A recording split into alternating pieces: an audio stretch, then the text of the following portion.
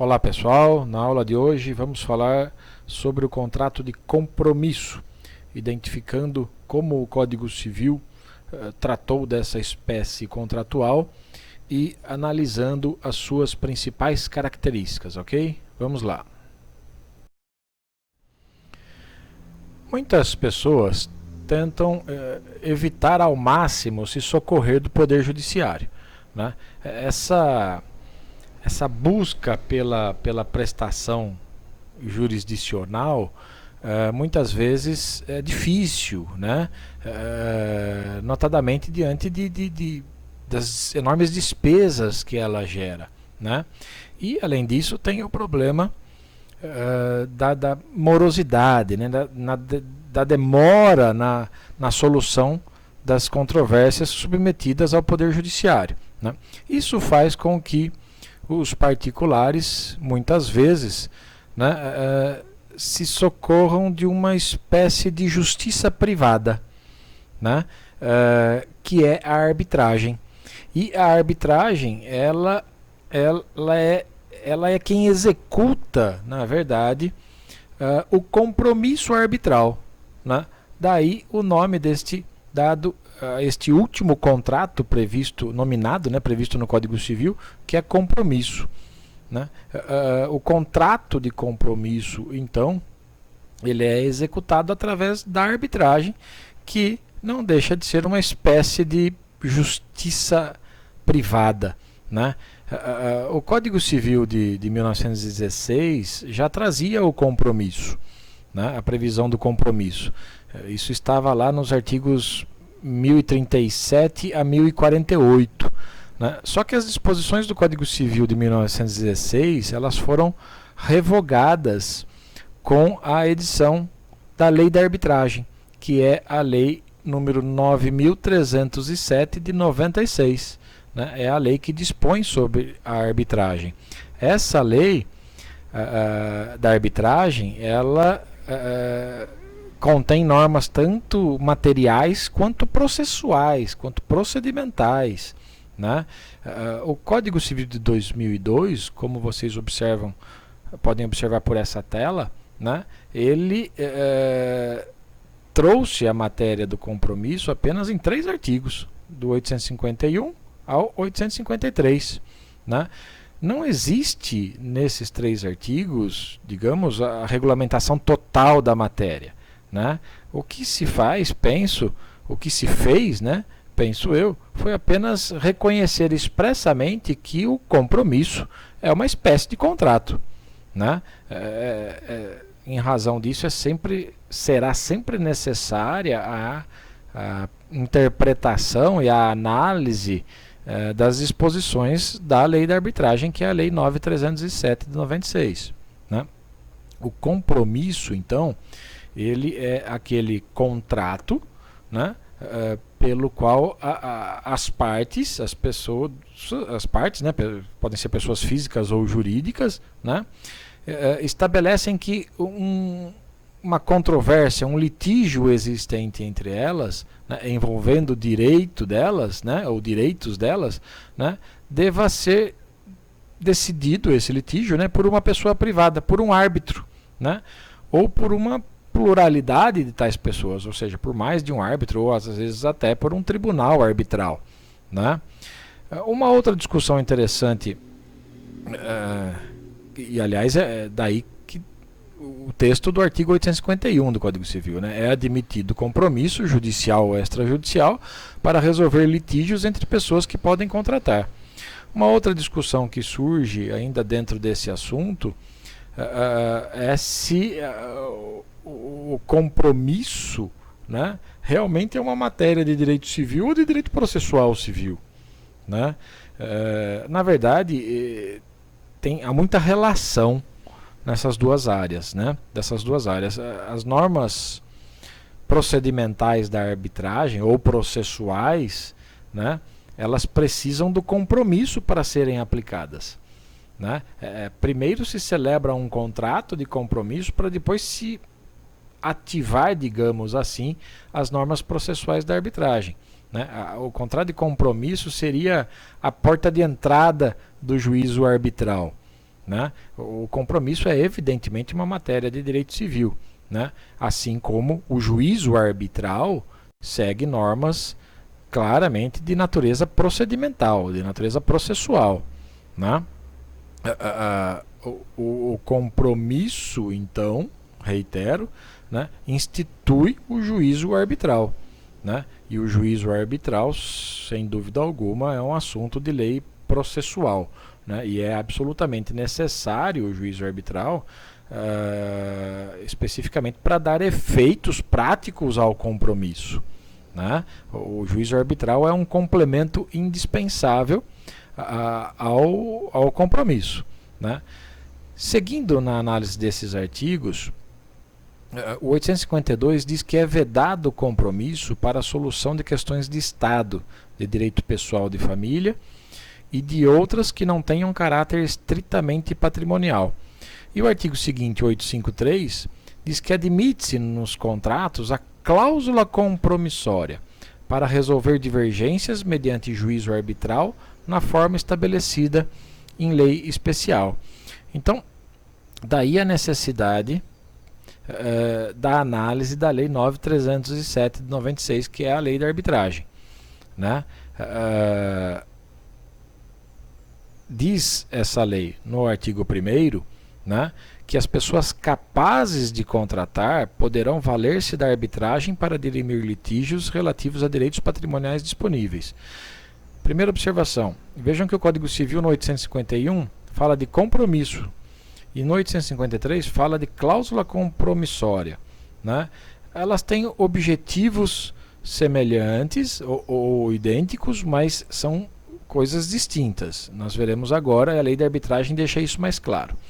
Mas enfim, diz o artigo 1º da lei da arbitragem que as pessoas capazes de contratar poderão valer-se da arbitragem para dirimir litígios relativos a direitos patrimoniais disponíveis.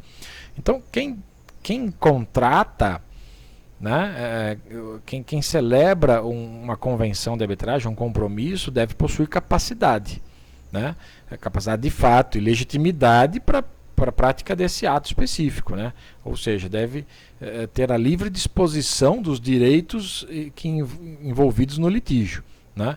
O compromisso, né, já apresentando uma diferença de compromisso para cláusula compromissória, né? O compromisso, ele pressupõe a existência de um litígio já entre as partes, né?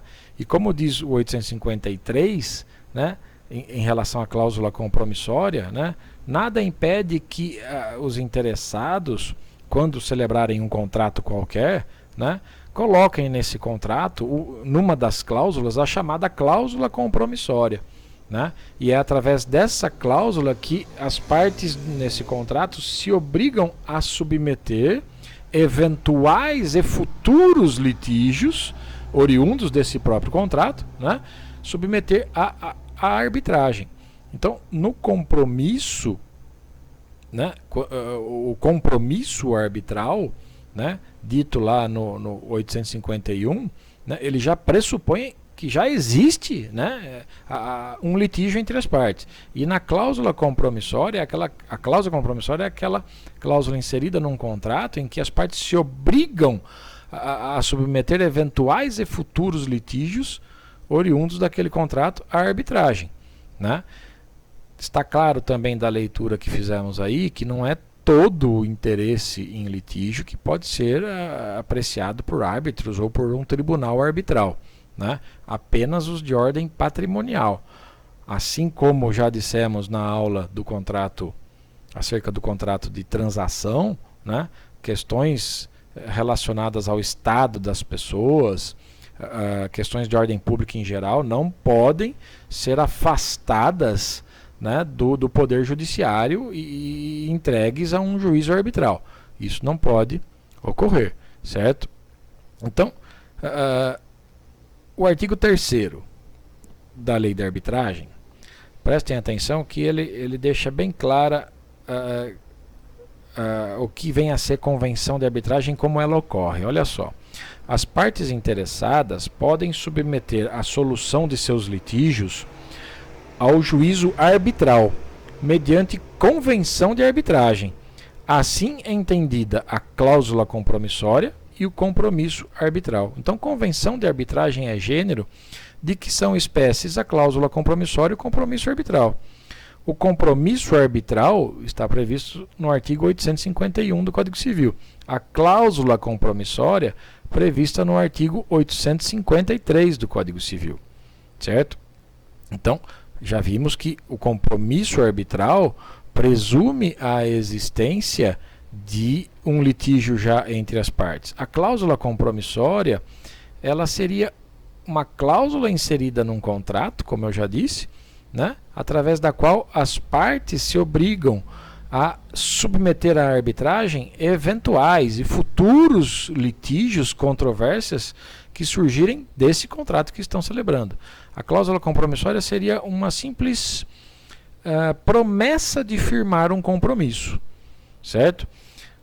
A lei da arbitragem, depois que no artigo 3º ela diz que as partes interessadas podem solucionar os seus litígios através de uma convenção de arbitragem e diz que a convenção de arbitragem pode ser feita tanto através de cláusula compromissória como de compromisso arbitral, no artigo 4º ela já começa a explicar a cláusula compromissória, né?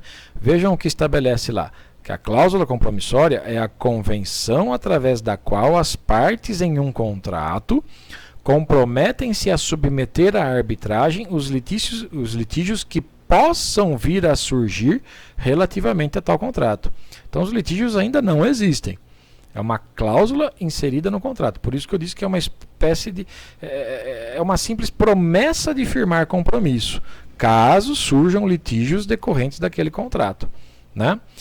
Diz o parágrafo 1º do artigo 4º da Lei da Arbitragem que essa cláusula compromissória deve ser estipulada por escrito e ela pode estar no próprio contrato, né, ou num documento à parte, né, que se refira ou que faça referência a determinado contrato, né.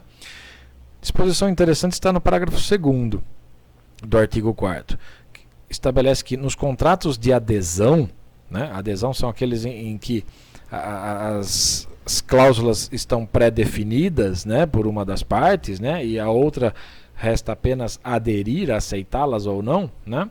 Nesses contratos de adesão, a cláusula compromissória só terá eficácia se o aderente, ou seja, se a outra parte, né, que não elaborou essas cláusulas, né, tomar a iniciativa de instituir a arbitragem ou concordar expressamente com a sua instituição, desde que por escrito, em documento anexo ou em negrito, com a assinatura ou visto especialmente para essa cláusula.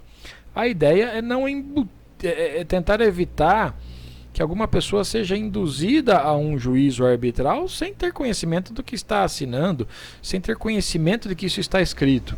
Então, num contrato de adesão, a instituição da cláusula compromissória tem que estar bem clara, bem evidente, né? E demanda até um visto, assinatura ou visto específico para essa cláusula.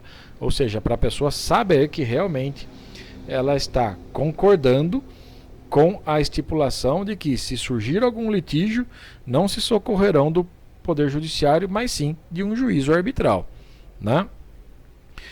O artigo 9º da Lei da Arbitragem, por sua vez, trata do compromisso arbitral, né? E explica que ele é a convenção através da qual as partes submetem um litígio à arbitragem de uma ou mais pessoas, e pode ser judicial ou extrajudicial. Então, reiterando para ficar bastante claro, né? As partes interessadas podem submeter a solução de seus litígios a um juízo arbitral. E como se faz isso? Através de uma convenção de arbitragem, está lá no artigo 3º. E essa convenção de arbitragem, como se faz essa convenção na prática? De duas maneiras, ou através de uma cláusula compromissória ou através de um compromisso arbitral. A cláusula compromissória, como diz o artigo 4º, é aquela convenção, aquela cláusula inserida num contrato, né, através da qual as partes se comprometem a submeter à arbitragem eventuais litígios ou controvérsias que possam vir a surgir relativamente ao contrato que estão assinando. Já o compromisso arbitral, como está no artigo 9º, né, pressupõe já a existência de um litígio, né, como diz o caput do artigo 9º. Esse compromisso arbitral, que é o que está previsto lá no 851 do Código Civil, né, ele pode ser judicial ou extrajudicial, né? O parágrafo 1º diz que o compromisso arbitral judicial, do artigo 9º, né, da lei de arbitragem, diz que o compromisso arbitral judicial celebrar-se-á por termo nos autos, perante o juízo ou tribunal, onde tem curso a demanda, né? O parágrafo 2º, por sua vez, ele diz que o compromisso arbitral extrajudicial será celebrado por escrito particular, assinado por 2 testemunhas ou por instrumento público. Então, o extrajudicial ele vai surgir, evidentemente, se ainda não houver uma demanda ajuizada, né? Então, neste caso, os interessados podem celebrar o compromisso por escritura pública ou particular, né? Assinado pelas partes, pelas testemunhas, né? E aí a questão será processada no juízo arbitral, né? Disposições interessantes constam da Lei 9.307, de 96, que é a Lei da Arbitragem, e penso ser importante apenas aqui comentá-las, né? Embora envolvam questões procedimentais já, né? De natureza processual, né? Mas o árbitro, quanto ao árbitro, por exemplo, né, diz a lei da arbitragem que pode ser qualquer pessoa capaz e que tenha confiança das partes, né? As partes, quando nomeiam os árbitros, né, se for nomear mais de um, tem que ser sempre em número ímpar, né? E podem até, inclusive, nomear os suplentes desses árbitros, né? Se vamos supor que elas nomeiem árbitros, mas em número par, né? Diz a lei da arbitragem que esses nomeados, né, ficam autorizados a nomear mais um para ficar em número ímpar, né? Evidente que o árbitro, ao desempenhar sua função, ele deve sempre proceder com imparcialidade, independência, discrição, diligência, com competência, né? Não podem funcionar como árbitros, né, aquelas pessoas que tenham com as partes ou com o litígio que lhes for submetido, né, algumas das relações que caracterizam os casos de impedimento ou suspeição de juízes, né? Inclusive a lei da arbitragem diz que se aplicam nesses casos os mesmos deveres e responsabilidades de acordo com a previsão do Código de Processo Civil, né? Sobre o procedimento arbitral, né, diz a lei da arbitragem que a arbitragem ela se considera instituída no momento em que o árbitro aceita a nomeação, né? Se for um único, se for mais de um, no momento em que todos aceitam a nomeação que foi feita pelas partes, né? A arbitragem quanto ao procedimento deve respeitar o que foi estabelecido, o procedimento estabelecido pelas partes na convenção de arbitragem, né? Essa convenção de arbitragem, aliás, ela pode se reportar às regras já existentes de um tribunal arbitral, né, ou de alguma entidade especializada, né? E as partes até mesmo podem, na convenção de arbitragem, delegar essa incumbência ao próprio árbitro ou ao tribunal arbitral, ou seja, deixando para que eles regulem o procedimento. É por isso que é absolutamente necessário que o árbitro ou o tribunal arbitral sejam pessoas ou entidades que tenham a confiança das partes, né? O árbitro ou o tribunal pode tomar depoimento das partes, pode ouvir testemunhas, pode determinar a realização de perícias, produzir, enfim, quaisquer outras provas que eles julgarem necessárias, né? Tanto a requerimento das partes ou até mesmo de ofício eles podem fazer isso, né? A decisão proferida pelo árbitro ou por um tribunal arbitral é chamada de sentença arbitral, né?